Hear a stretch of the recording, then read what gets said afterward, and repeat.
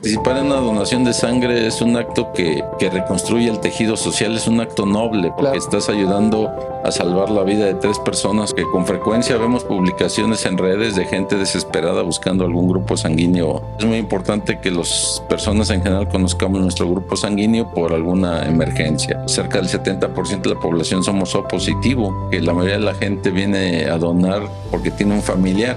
Proceso de sangrado que dura 10 minutos a lo mucho, no puede durar más de eso porque si no la sangre se nos coagula en la bolsa. 250 mililitros es lo máximo que yo puedo extraerle a alguien por seguridad de él, porque implica menos del 10% de su volumen circulante. Glóbulos rojos duran solamente 45 días, las plaquetas duran solamente 7 días, el plasma como si se puede congelar se puede durar hasta 2 años.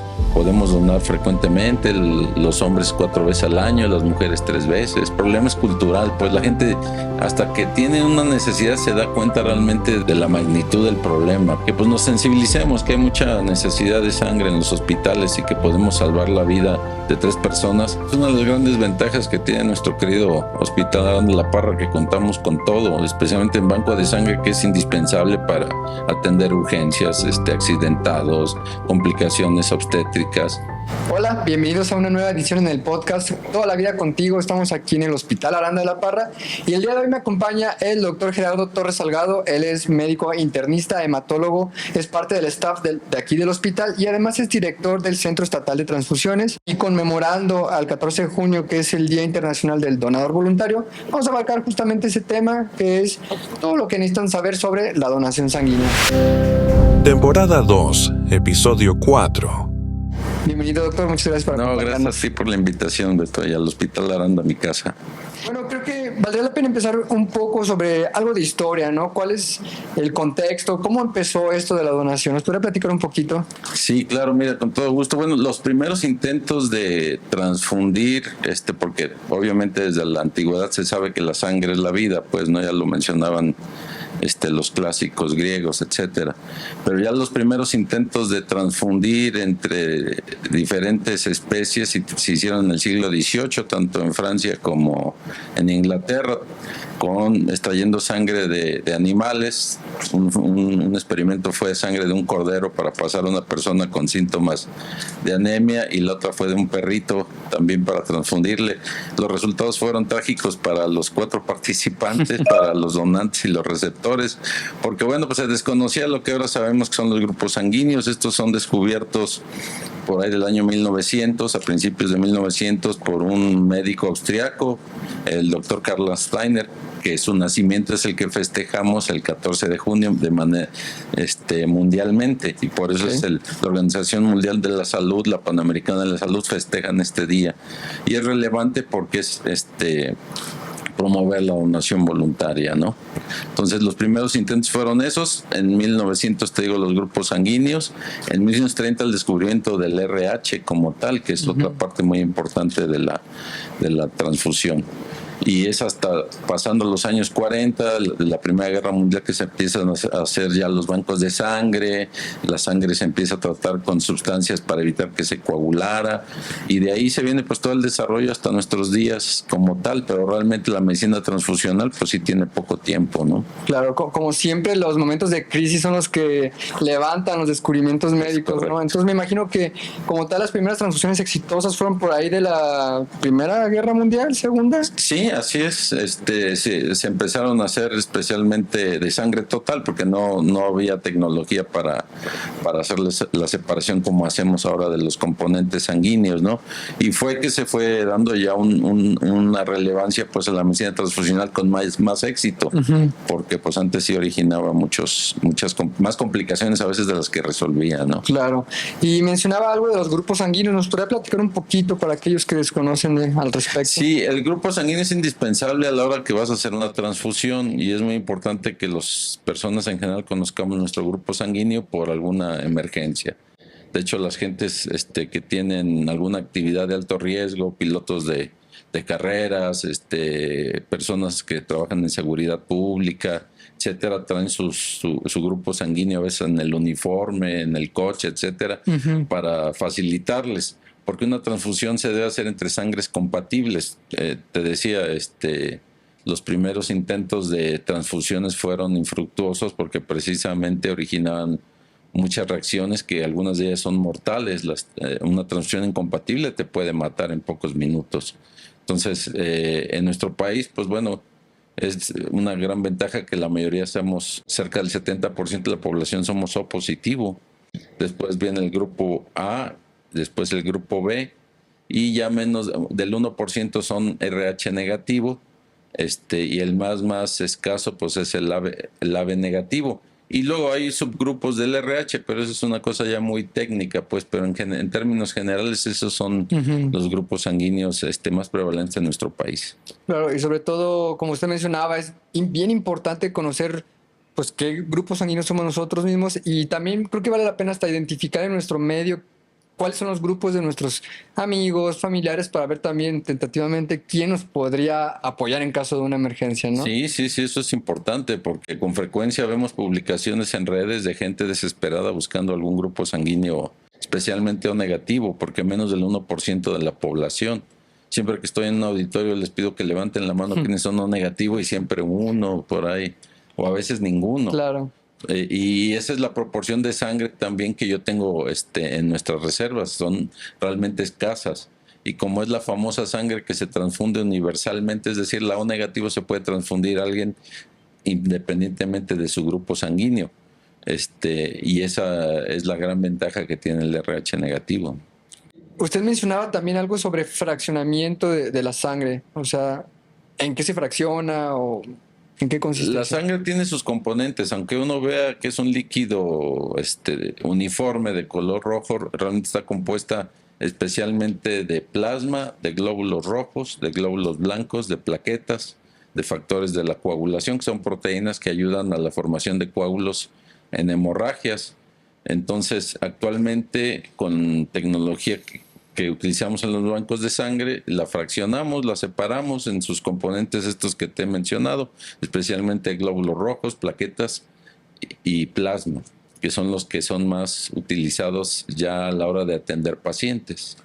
Okay. ¿Y como algún ejemplo de para qué nos servirá cada una de estas fracciones de la sangre? Sí, el hecho de que se fraccione es presente para no pasar exceso de volumen o exceso de componentes que el paciente no necesita. Es decir, la mayoría de las veces lo que más requerimos son glóbulos rojos, porque si el paciente tiene una anemia, ya sea por un sangrado agudo, un accidente, un parto complicado, insuficiencia renal, terapias para cáncer, son los glóbulos rojos los que recuperan al paciente que tiene anemia, por decirlo así. En segundo término, en uso tenemos las plaquetas, que es una parte de la sangre que es importante porque son las primeras, son las células que se encargan de sellar los vasos sanguíneos cuando sufren alguna lesión, y son las primeras que actúan cuando hay una hemorragia, las plaquetitas que les decimos en el banco de sangre, que son muy socorridas.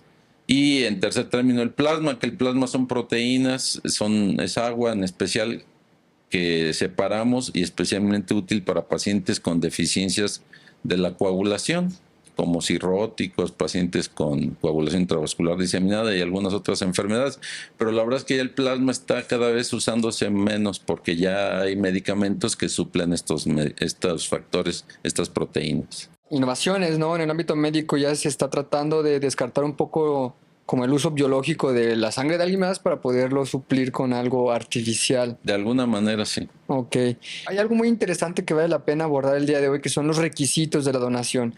Esos están por algo, creo, y son, pues, todo tiene una razón de ser, ¿no? Entonces aquí traigo también la hoja que usamos aquí en el hospital con los requisitos de la donación, y vamos a ir abordando cada uno para poder explicar el por qué se eligen estos requisitos.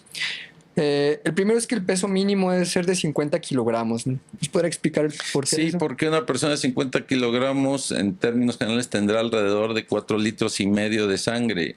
Y nosotros tenemos un volumen a sacar en una bolsa de sangre. Las bolsas no hay chiquitas o grandotas, son de un tamaño uniforme, que son 450 mililitros. Entonces, si te fijas, 450 mililitros es menos del 10% del volumen sanguíneo de una persona de 50 kilos o más.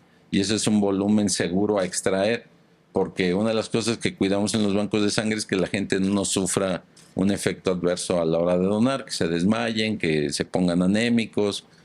Se trata siempre que el donador tenga una experiencia lo más confortable posible para que regrese. La mayoría, te platicaba fuera de cámara, que la mayoría de la gente viene a donar porque tiene un familiar. Pues esa gente la tratamos de una manera adecuada para que regrese, tenga ganas de regresar ya después como un donador voluntario, porque siempre hay necesidad de sangre en todos los hospitales. El paciente no debe estar enfermo el día de la donación. Digo que a lo mejor puede ser obvio para algunas de las personas del ámbito médico, pero ¿nos podrá decir el por qué? Sí, hay gente que dice, es que nada más traigo una gripa, es que nada más empecé con moquito ayer, es que nada más me duele la garganta, tráigame la sangre así quiero donar. Le digo, no, mira, algunos de los pacientes más graves que yo conozco, como por ejemplo las meningitis, empiezan con una gripa. Entonces, no puedo yo arriesgarme. Muchas infecciones, aunque sean localizadas aparentemente en regiones respiratorias, tienen circulación de virus en la sangre y los podemos captar a la hora de donación. Imagínate terminar esa sangre en un neonato, en un recién nacido. Sí, no, puede ser Entonces, catastrófico. sí, exactamente. Entonces, una de las cosas que más cuidamos en los bancos de sangre es no causar daño ni al donador, pero especialmente al paciente, porque hay que recordar que el paciente casi siempre está en una situación crítica. Nadie se transfunde de gusto, nadie se transfunde en una situación estable, casi siempre son pacientes que están, decíamos, gravemente enfermos. Y si a eso le agregas una complicación infecciosa que para el donador, por cumplir un requisito, pueda figurársele que es algo menor, pero no. Claro, sí, pues algo tan sencillo como que están circulando los factores inflamatorios y se pueda descompensar un poco más el paciente, como algo tan catastrófico que se contagie de esa infección que no sabemos de dónde viene ni qué es, ¿verdad?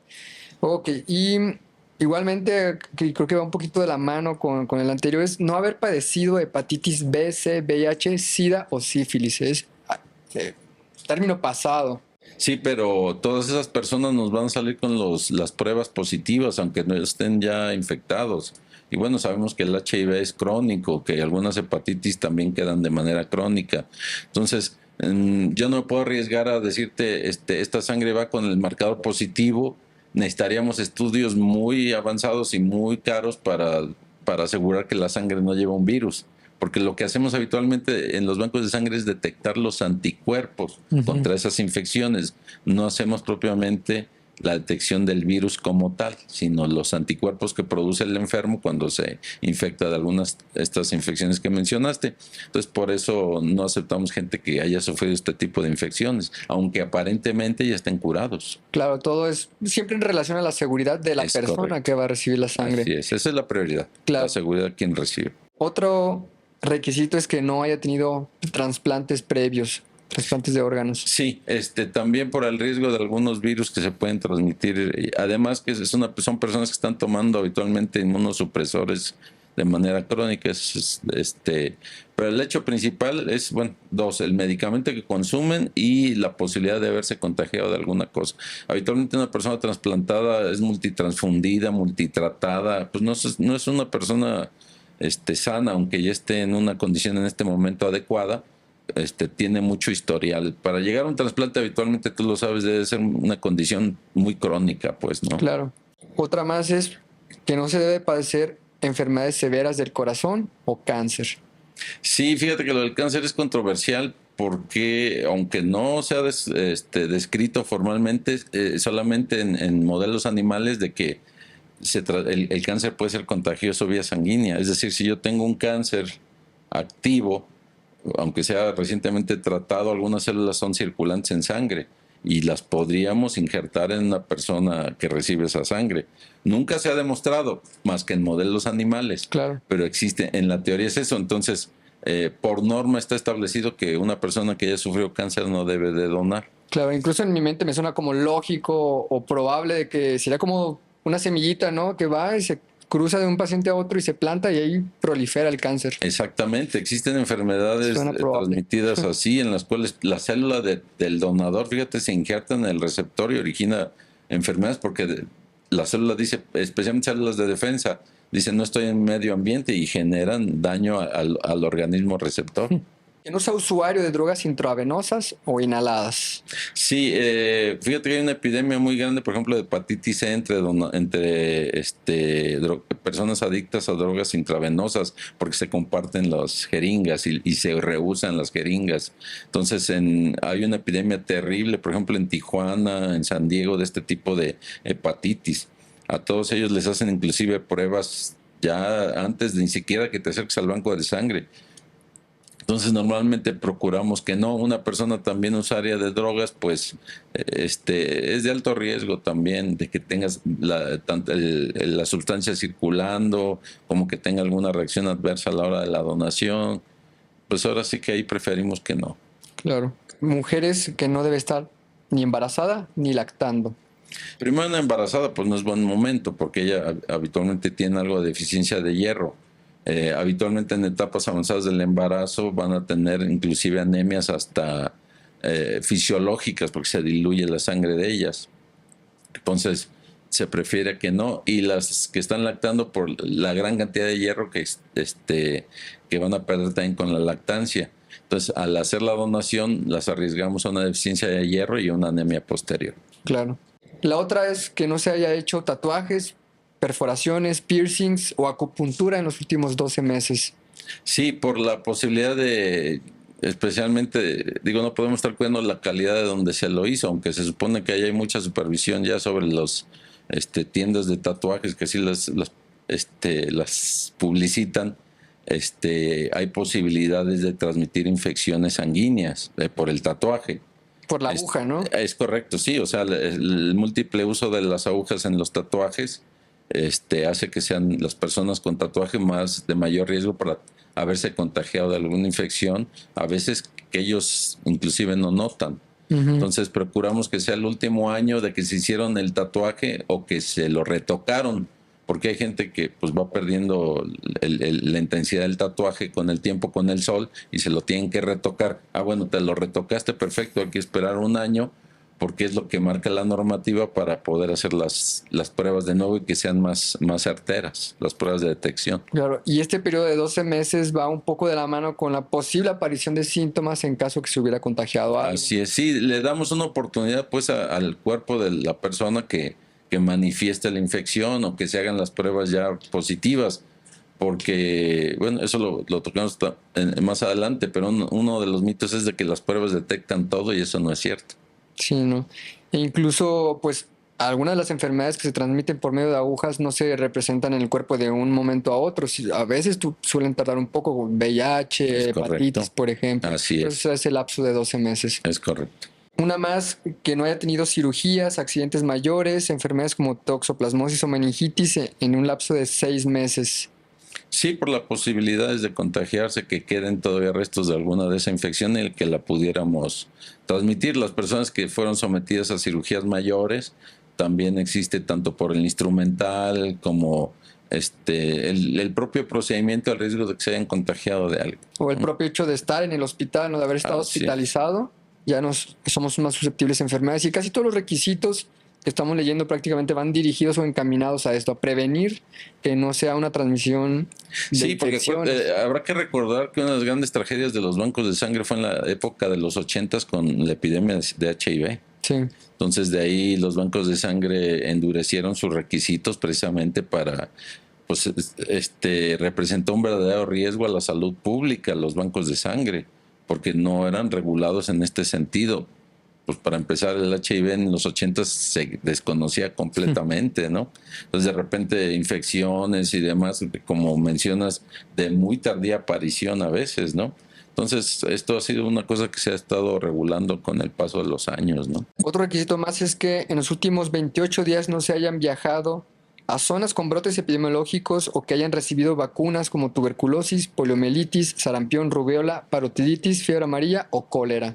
Y va encaminado, yo creo, ¿no? Por eso de las transmisiones. Y de las vacunas. Las vacunas, la generación de mediadores inflamatorios también secundarios a la inmunización, que puedan generar especialmente en personas susceptibles algún daño pulmonar, por ejemplo. Uno y que también a lo mejor es muy, muy obvio es que no se haya presentado bajo el influjo o efecto de bebidas alcohólicas, narcóticos o estupefacientes. Pues sí, porque no es lo adecuado, se va a mover al momento de la punción, llega deshidratado por el alcohol, trae comportamientos erráticos, trae alcohol en sangre o drogas en sangre que pues no vamos a almacenar en una bolsa y transfundírselo a un niño, por ejemplo, ¿no? Claro. ¿Y qué me podría platicar acerca de que no se deben de tomar medicamentos previos a la donación? Y mencionan aquí muy específicamente aspirina, diclofenaco, naproxeno, ketorolaco, ibuprofeno, los 5 días previos. Especialmente esos porque alteran el funcionamiento de las plaquetas. Muchos analgésicos,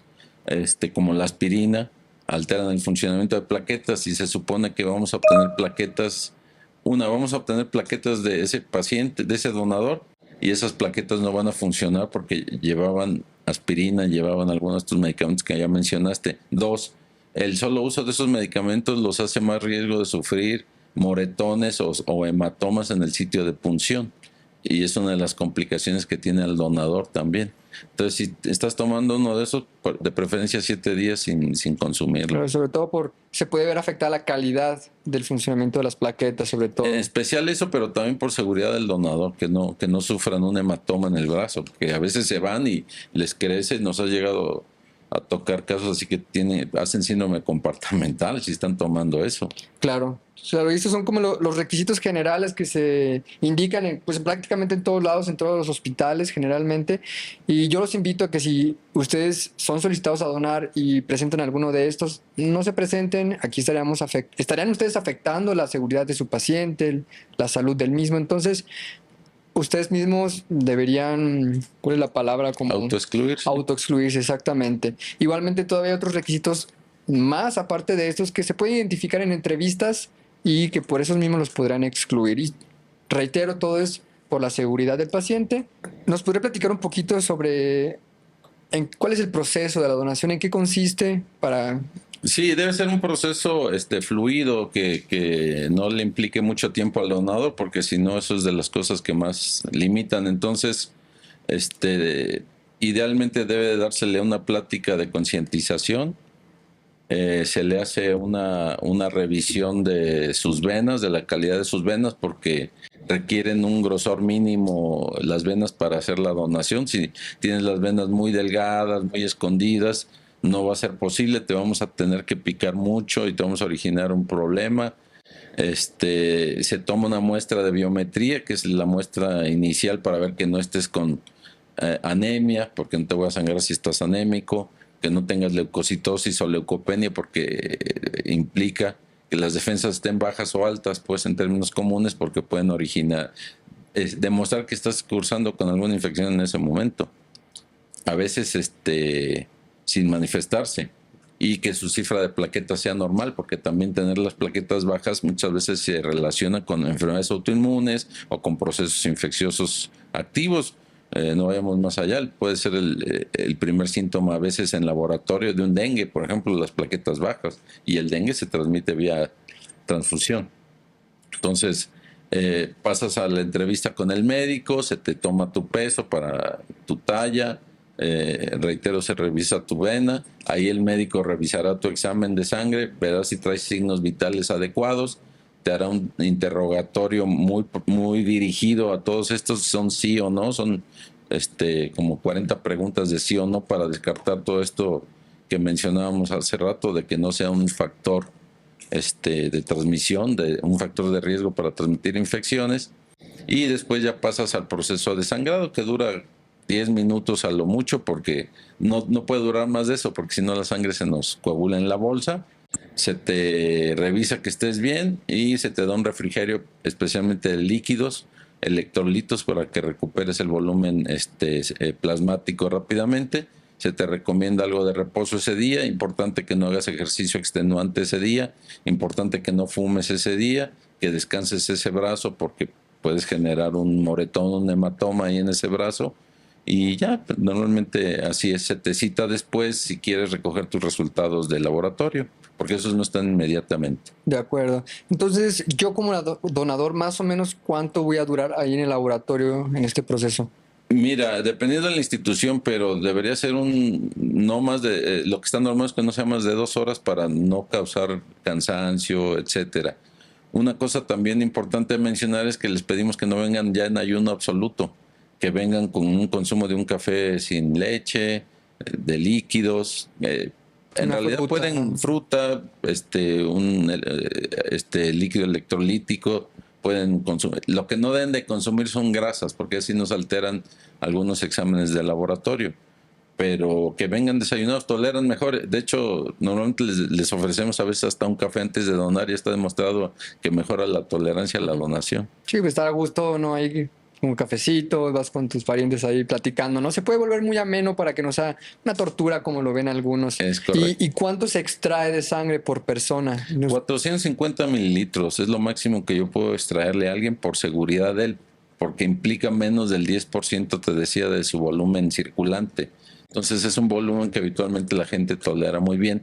Por eso no podemos sangrar gente de bajo peso. ¿Sí? Bueno, podríamos hacer alguna exclusión, una cosa muy especial, un tipo sanguíneo muy raro, pues hemos llegado a hacerlo, pero en términos generales no se extraen más de 450 mililitros y una donación de menos de 300 mililitros tampoco nos va a servir. No la podemos fraccionar, no podemos obtener la cantidad de los componentes necesarios. Entonces, en términos generales, dijéramos 300 a 450 mililitros es lo que se te va a extraer. De acuerdo. ¿Y cuáles son las pruebas que se realizan ahí en el laboratorio para esa sangre? Se te hace la biometría de entrada, se hace un grupo sanguíneo, se hace la determinación de marcadores serológicos para infecciones, SIDA, hepatitis B y C, Chagas, brucelosis aquí en Guanajuato, sífilis, son las principalmente que cuidamos. Entonces es importante mencionar esto porque no le hacemos pruebas a las 1000 infecciones que hay circulando, sí, claro, en el mundo. En ningún país del mundo, ni en Japón hacen pruebas para todo. Entonces, en este sentido, es importante siempre la entrevista con el médico, el decir si tienes algún malestar a la hora de donar, previa, pues, porque puede significar que estés cursando con una infección.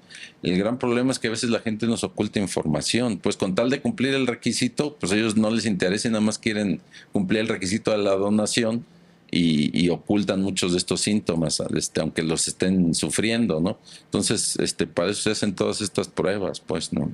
Claro, y también depende mucho de cada región, se pueden agregar o no algunas pruebas, como la que comentabas de Chagas, que a lo mejor no se hace en otros sitios del mundo. Así es. Sí. O por ejemplo, dengue, ahorita estoy corriendo pruebas para dengue porque hay brote de dengue, ¿no? Claro, y todos esos resultados se les entrega al donador. Sí, es correcto. De manera personalísima. Mucha gente se molesta, pero quiere su resultado por teléfono. Le digo, yo no puedo asegurar que el que está hablando eres tú. Entonces, tienen que presentarse a que se les entregue su resultado en persona, ¿no? ¿Qué reacciones o qué problemáticas nos podría ocasionar el hecho de recibir sangre? Porque creo que no es algo inocuo, no es algo que sea, como usted dijo, pido mis papitas con salsa y se acabó, ¿no? Sí, esa es una cuestión que nosotros también en los bancos de sangre tenemos que sensibilizar mucho al médico, porque el médico ya le ha perdido mucho el miedo a las transfusiones. Y yo te digo, no, primero no hay sangre 100% segura por esta situación que mencionaba de que no le hacemos todas las pruebas a la sangre de todas las infecciones, 1, 2, las pruebas no son perfectas, no detectan el 100% de los enfermos. Si tú te infectas hoy, mañana la prueba no sale positiva y eso ya lo tienen muy estudiado los japoneses. Hubo gente que transmitió HIV a pesar de sus estudios de primer mundo que se realizan en serología, llegaron a transmitir HIV en una persona que se infectó hoy, mañana donó y sí alcanzó a transmitir el HIV a la persona que recibió la sangre.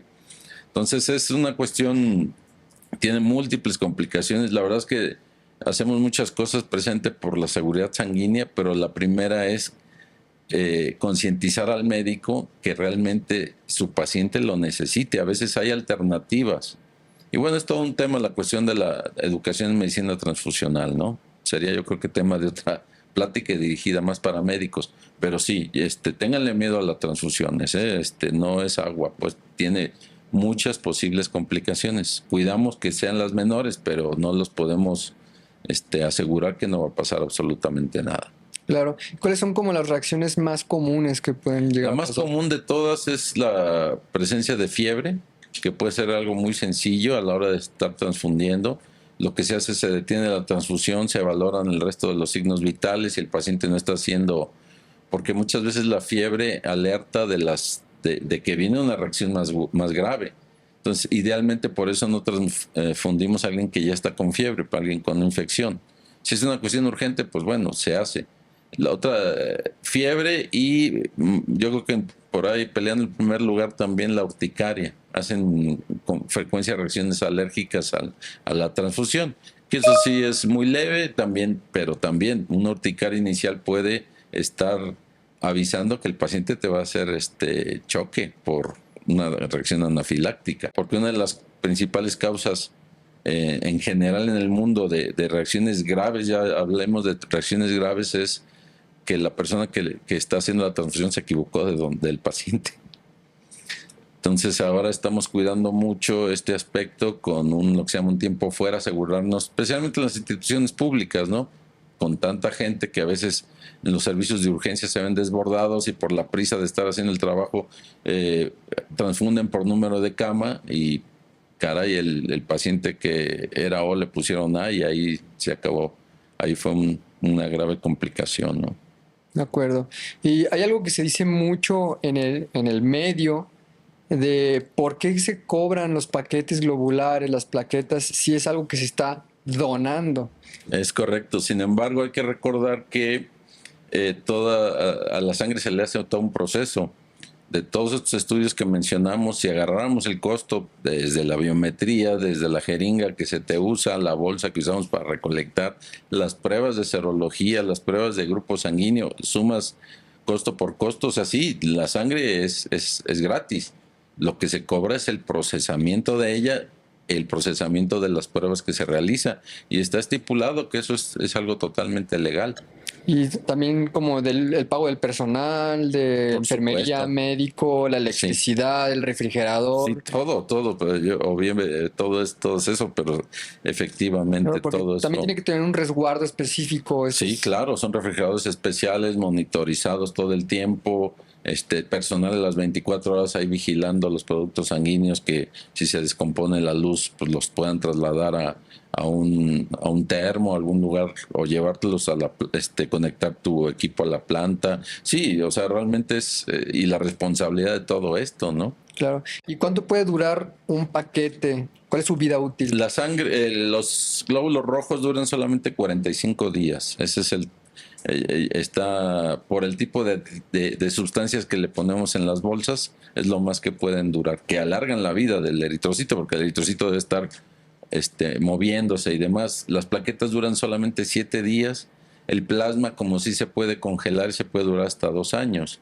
Pero te digo, ya cada vez usamos menos plasma, pero las plaquetas sí son el verdadero dolor de cabeza porque solamente duran 7 días. Entonces, importante decir, es decir, tú donaste hoy en algún hospital y vas el año que entra, es que no, pues esa sangre ya, si no se usó, ya caducó. Es un producto biológico y tiene una caducidad. Entonces sí es importante mencionar eso, porque luego la gente cree que ahí tienen mi sangre desde hace años, que la doné. No. 45 días es lo máximo. Si no se usó, se tiene que darle destino final, que es decir, desecharla, y no se puede tirar a la alcantarilla. Tiene todo un proceso para evitar que contamine el agua, el medio ambiente, ¿no? Claro. ¿Qué otros mitos ha escuchado usted al respecto que quiera aclarar el día de hoy? Sí, con frecuencia decíamos lo de que, inclusive entre médicos, he escuchado, pues ve ahí a donar, ahí se te hacen las pruebas, ahí sale todo, si traes cualquier infección ahí sale. No, las pruebas tienen una cosa que se llama sensibilidad y especificidad, que no es nunca del 100%. Ya mencionábamos que los japoneses han logrado evitar transmitir infecciones vía sanguínea a pesar de sus altos estándares y pruebas de última generación. Entonces no detectan todas las pruebas, no hay como que el donador nos diga la verdad, que el donador se sensibilice que su sangre no es un requisito, que tú con esa sangre tu sangre puede terminar, de hecho va a terminar habitualmente en una persona diferente a tu familiar y que puede implicarle un riesgo. Entonces nosotros procuramos concientizarlos de que nos digan la verdad. O sea, el gran problema es que en muchos hospitales les exigen que hagan una donación previa a un procedimiento quirúrgico. para que lo realicen. Estamos hablando del medio público. Entonces la gente va muy obligada por eso y ese es el gran problema. Nosotros tenemos que estar siempre alertas a que la gente, no por llevarse su papelito de comprobante de donación, nos mienta, porque las pruebas no son perfectas. No hay como que la gente, ganarnos la voluntad del donador, la confianza, para contarnos realmente si tuvo, por ejemplo, relaciones sexuales recientemente con otra persona sin protección. Que aquí en el Hospital Aranda de la Parra se cuenta con banco de sangre con disponibilidad pues prácticamente inmediata ante cualquier emergencia que se pueda requerir.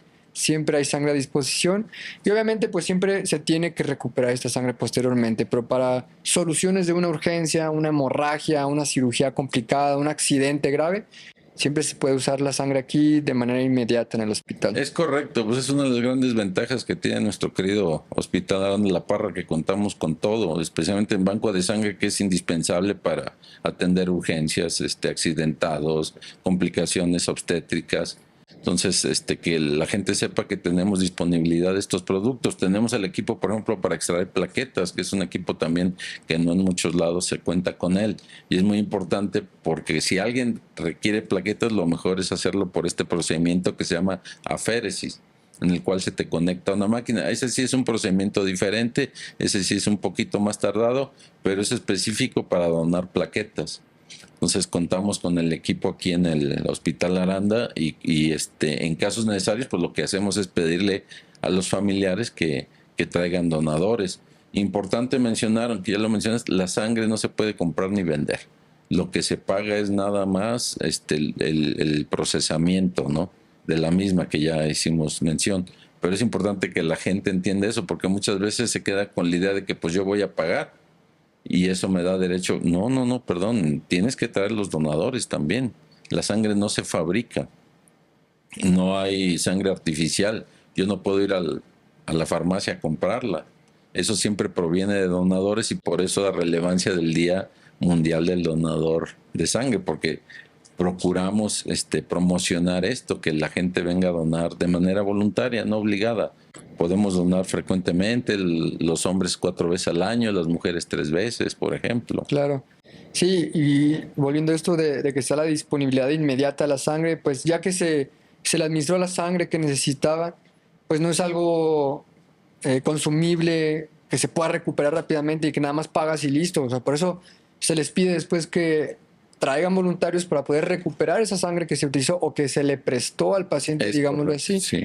Y creo que esto se podría evitar si hubiera una buena cultura de donación, si todo el mundo donara por lo menos una vez al año, no tendríamos que estar pidiendo constantemente esos donadores, buscando a diestra y siniestra. Sí, pero es una cuestión cultural que nos va a llevar todavía mucho tiempo. O sea, nosotros en la Secretaría de Salud, por ejemplo, hacemos campañas y demás, y de cuando yo empecé de director, nada más teníamos el 1% de los donadores en el estado voluntarios.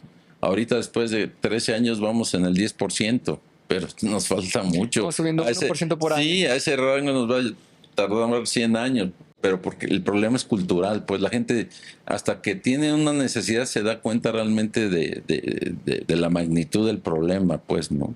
Claro. ¿Y algún caso de éxito que nos pueda platicar o algo sobresaliente? Sí, claro. Aquí en el Hospital Aranda tenemos muchos casos de éxito, especialmente pacientes con leucemia que hemos tratado gracias a tener la disponibilidad de donadores.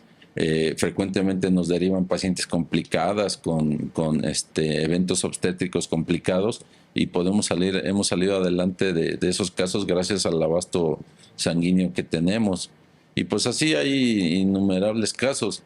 Y bueno, contrariamente tenemos también la poca cultura, y les contaba aquí fuera de cámara de un caso que inclusive llevaron una punta de pistola a una persona a donar.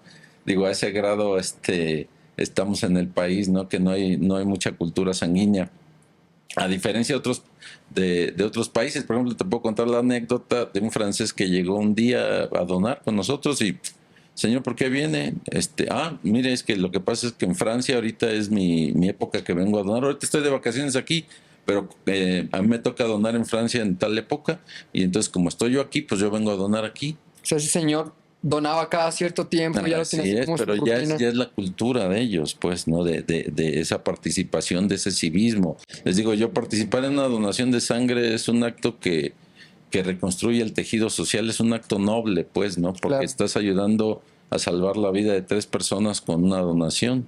Y al final es probablemente lo que quiero ya destacar en esta entrevista, en este podcast, que pues nos sensibilicemos, que hay mucha necesidad de sangre en los hospitales y que podemos salvar la vida de 3 personas sin necesidad de morirnos con una donación de órganos, ¿no? Claro. Aquí, pues, cada año si quieres donar una vez o 2 veces, que puedes mucho más. Y es muy satisfactorio salvar la vida de personas como recién nacidos, decíamos, gente que tuvo alguna herida, algún accidente automovilístico. Yo creo que son de esas cosas muy bonitas que tiene realmente en la sociedad. Nuestros propios amigos nos organizáramos de esa forma, así como para Claro. salir a comer, pues vamos a donar todos juntos. Estaría muy bonito, creo yo, Estaría ¿no? cool, sí, claro. Vamos a pasar a la sección de preguntas, a todas las que nos hicieron acá en nuestras redes sociales, sobre todo en Instagram, en YouTube, en nuestros podcasts anteriores. Una de las preguntas que nos hacían es: ¿cuánta es la máxima cantidad de concentrado eritrocitario? Vamos a traducirlo a glóbulos rojos que se le puede transfundir a un neonato, a un recién nacido. Bueno, decíamos, los neonatos sí es una población muy especial, son muy sensibles a los cambios de temperatura, al frío, entonces la sangre va fría siempre porque la tenemos en el refrigerador. No más, el volumen más alto son 20 mililitros por kilo de peso. Este volumen se debe transfundir en varias horas. Habitualmente no transfundimos más allá de 10 o 15 mililitros. Casos muy, muy selectos se llegan a transfundir 20 mililitros por kilo de peso. Con mucho, se pasa muy despacio y cuidando siempre las condiciones del bebé, ¿no? Súper monitorizado, no es algo que se pueda hacer muy, muy sencillo. Esto sí es una terapia muy especializada de las UCINES, de las terapias intensivas neonatales, ¿no? Serán como más o menos unos 60 mililitros. Evalúas tú por qué está originándose la anemia. Si es, por ejemplo, una anemia hemolítica del recién nacido, pues les hacemos recambios plasmáticos a ellos para retirar los anticuerpos de la mamá que están originando la destrucción de su sangre, pues, ¿no? Una pregunta más que recibimos es: ¿cuál es la importancia del químico en el banco de sangre? El personal químico en banco de sangre pues es vital, es la persona que nos hace las pruebas serológicas. Habitualmente es gente que lleva mucho tiempo y debe ser muy experta en esa área porque es un área muy crítica. Nos hacen la determinación de la biometría, nos hacen la determinación de los grupos sanguíneos y la determinación de las pruebas serológicas para infecciones. Entonces, pues el papel de un químico es vital. Yo no concibo un banco de sangre sin un químico, pues, y deben ser químicos altamente capacitados, pues. Importantísimo el tema entonces del químico. Sí. De acuerdo. ¿Y una persona con diabetes puede donar sangre? Y si es así, ¿con qué frecuencia? Igual que cualquiera, los hombres 4 veces al año, pueden ser cada 45 días, eso es lo que está establecido por norma. Hay que mencionar que nosotros estamos muy regulados. Hablábamos de las epidemias de SIDA y contagio de hepatitis frecuentemente que se sigue dando. Entonces estamos muy regulados por COFEPRIS. Entonces en ese sentido lo que marca la norma que nos rige, que es la 253, no más de 4 veces al año y lo más cercano son 45 días en todos. En diabéticos debe ser un diabético estable, que no esté recibiendo insulina, que suspenda sus medicamentos para la diabetes por lo menos 24 horas para poder donar, pero lo pueden hacer. ¿Por qué la insulina está contraindicada en la donación? Si estás recibiendo insulina, una implica que tu diabetes está más descompensada. 2, que la circulación de estos niveles altos de insulina nos pueden originar baja de glucosa a la hora que transfundimos. Entonces, se puede transmitir un poquito de la insulina hacia el paciente. Así es. Entonces, esa es la razón por la cual se omitió a los que están recibiendo insulina dependientes, ¿no? Claro, entonces un diabético puede donar, pero no es un sí absoluto, hay que individualizar cada caso. Exacto, por eso hay un médico siempre ahí en el banco de sangre valorándolos. Y esta pregunta creo que ya la habíamos medio contestado anteriormente, es: ¿en cuánto tiempo nuestro cuerpo puede volver a generar la sangre que donamos? Todos los días regeneramos sangre, pero lo que se extrae, que son 450 mililitros, uno lo recuperas en 6 horas con una hidratación adecuada Y los elementos formes, no más allá de una semana tardas con una alimentación adecuada que contenga especialmente hierro. Y el hierro habitualmente más útil es el que viene en la carne roja. Si no consumes carne, habrá que tomar un poco de hierro oral para que recuperes más rápido. Claro, o sea, si le pudiéramos como asemejar a algo más coloquialmente, es como cuando estamos muy deshidratados por una diarrea que perdimos 450 mililitros y la forma de recuperarlo es pues con agua. Hidratarse. Pero los glóbulos rojos tardan más o menos una semana en recuperarse. Sí. Claro. Y una pregunta que nos habían hecho es ¿cuánto tiempo tiene que pasar entre cada donación? Y creo que ya la contestamos varias veces, son 45 días es lo que... Pero si es muy urgente por alguna situación particular, el médico responsable del banco de sangre puede hacer la evaluación. Te decía que mi maestro hizo experimentos en los años 50 y determinó que dándole un aporte de hierro a donadores, cada semana los podía sangrar. Se puede recuperar rapidísimo. Si tomas hierro, sí. Sano. Nada más que la normativa no lo permite, pero si es un caso, lo hemos hecho por ejemplo en grupos sanguíneos extra raros. RH null, algunos pacientes así con grupos sanguíneos muy raros, podríamos hacer una extracción más frecuente. Una pregunta más es, ¿una persona con tatuajes puede donar sangre? Sí, ya pasó más de un año en la normativa actual. Está por salir una nueva normativa que probablemente disminuya ya el tiempo a 4 meses. Pero en la actualidad es un año, pero sí puedes ir a donar después de un año. Claro. Y si tuve una operación, ¿después de cuánto tiempo puedo donar? Cirugías grandes se recomienda que sean 6 meses. Lo que presente por la posibilidad de que te hubieras contagiado de alguna infección en el procedimiento quirúrgico o en tu estancia hospitalaria, ¿no? Igual también es dependiendo, hay que particularizar, ¿no? Si fue exactamente. Una cirugía por una exsanguinación, por un accidente traumático, probablemente esté muy anémico y no, y además un multitransfundido no debe donar porque ya generó muchos anticuerpos, no los aceptamos. Una persona que tuvo que requerir transfusiones, más de 5 o 6 transfusiones, no es candidato a donar ya nunca. Claro. ¿Algo más que desea agregar a este podcast, doctor? Pues invitar en general a los que vean este podcast que se sensibilicen y que acudan a donar a sus bancos de sangre de confianza, ya sea aquí en el Hospital Aranda de la Parra o en las instituciones públicas, pero que creamos esta conciencia de la donación de sangre, que es muy importante. Dona sangre y salva una vida, o hasta 3, dependiendo de si utilizamos el plasma o las plaquetas en otra persona. E insisto, es una cosa muy noble.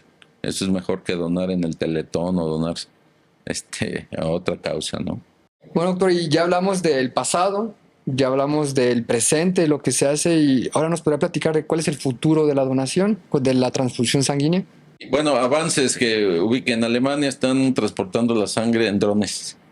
Antes lo hacían en helicópteros, ahora ponen de estos drones de transporte grandes como los que hacen entrega de Amazon, por ejemplo. Los transportan en drones. Ya hay equipos en Estados Unidos que metes la bolsa de sangre recién extraída y el equipo hace todo el proceso. Ya no interviene ningún químico en hacer el fraccionamiento. Vienen pruebas moleculares ya para la determinación de grupos sanguíneos.